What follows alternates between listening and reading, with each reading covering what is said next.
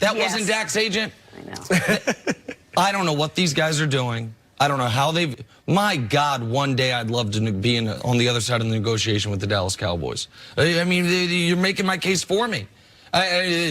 We've made very aggressive offer to Dak, and he's had every opportunity to prove he's worth more, and I think he almost said it.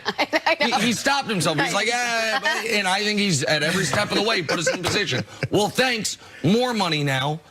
The Cowboys are going to make Dak Prescott one of the 3 highest paid quarterbacks in the history of pro football, and it is going to be a massive mistake.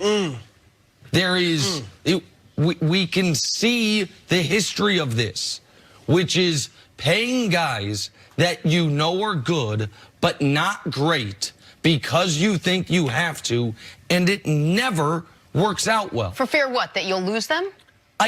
The thing is this, they don't even, because of the franchise tag, you don't even have any credible fear you would lose him for a minimum of 2 seasons.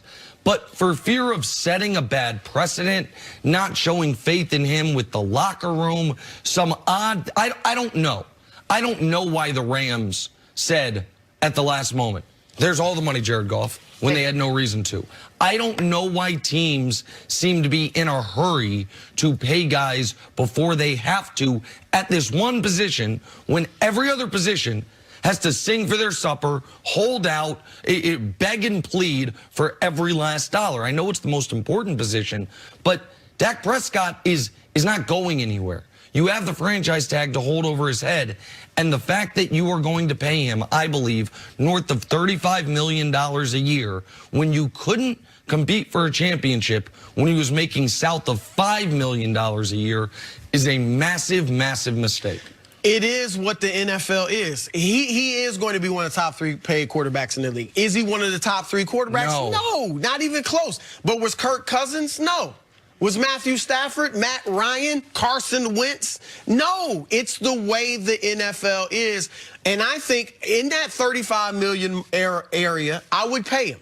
Now, if he wants 40, and maybe that's why they haven't signed anything thus far, then I would franchise him. I would not pay him 40. But let's face it, if they give him $35 million a year, in 4 years, where's that going to be? He's not going to be in the top 3 anymore in 4 years. He may not be in the top 6 in 4 years. But he'll never, he might not be, and he certainly won't be one of the 3 best, and he certainly won't be one of the 6 best. And just real quick, Broussard, you just mentioned guys. I think you said Matt Stafford, Kirk Cousins, Carson Wentz, Matt Ryan. You know what all those teams have in common?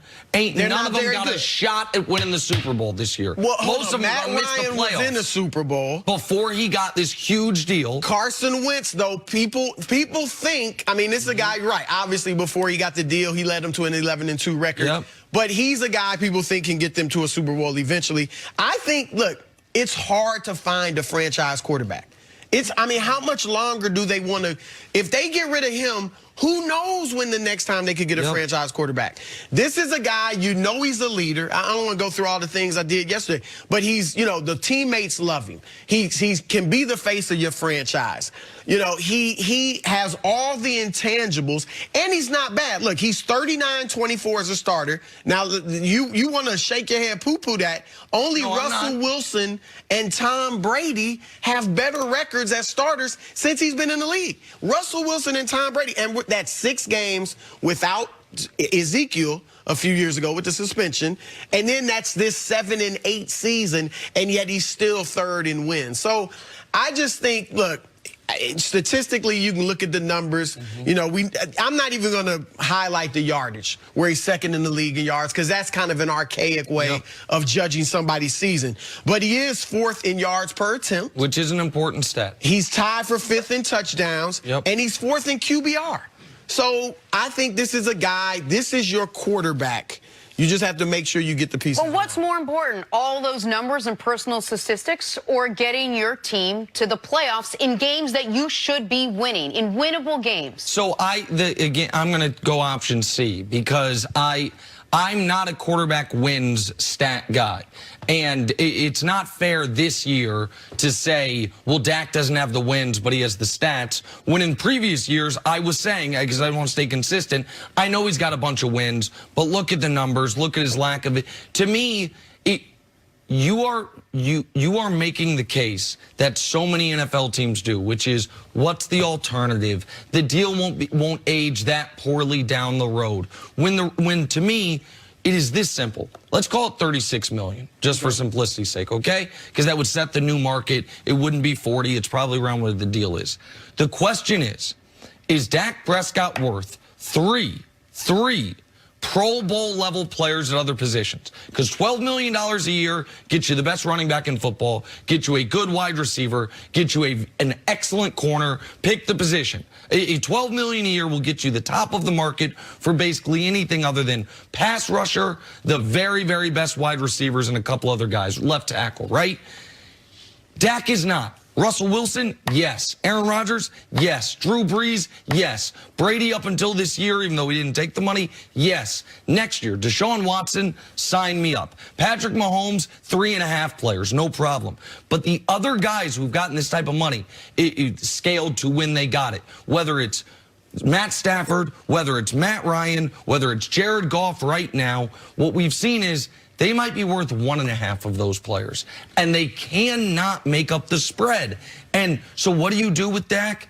To me, the Cowboys just clearly won't. Franchise him. Yeah, I would have offered Dak 27, the Kirk Cousins a per year deal, not fully guaranteed. And if you don't want it, Dak, you know what? You got $26 million coming to you next year via the franchise tag, $31 million the year after, and I would do the non-exclusive franchise tag, which means if another team wants him, they can come get him and give me 2 first-round picks, because I can build my team more smartly that way. Because if this team this year, Broussard, isn't talented enough to even make the playoffs, much less the Super Bowl, what's it going to be when you have to start paring away the roster because your quarterback gets a $30 million per year raise? But that's the point. You mentioned running back. We got our running back. And if Zeke falls off, we got Tony Pollard for a few years. You know, we signed up a lot of players on the defense. We already gave them the contracts. Amari Cooper was disappointing in the game Sunday, but they'll probably bring him back maybe at a discounted rate. So a lot of those positions are already filled. And I think you said if they're not talented enough. I think they are talented enough if they get the right coach in there. I think this is a team that can compete with the top teams in the NFC. All right, a lot of questions heading into the offseason if they do not make the playoffs. Coming up, switch to some basketball. Will the Kawhi Leonard-LeBron James rivalry boil over on Christmas? That is next. This is Kristen's First. When this become a rivalry? Lamar Jackson cemented the 2019 MVP with his performance on Sunday against the Browns, another game with over 300 total yards of offense. His head coach, John Harbaugh, was singing his quarterback's praises. Say what? How many interceptions did he have for the season? 6. 36 to 6. Man, what more do you need to say? It's amazing. It's tremendous. It's one of the best. Yeah. Should I say it? Go ahead. Huh? Go on. Marshall? It's not bad for a running back. We good? That's a drop to mic. I love John. I do like John. I like him. Approachable, fun. Jenna, you know I love to think about the sliding doors moments in NFL you and I both. history. Yep.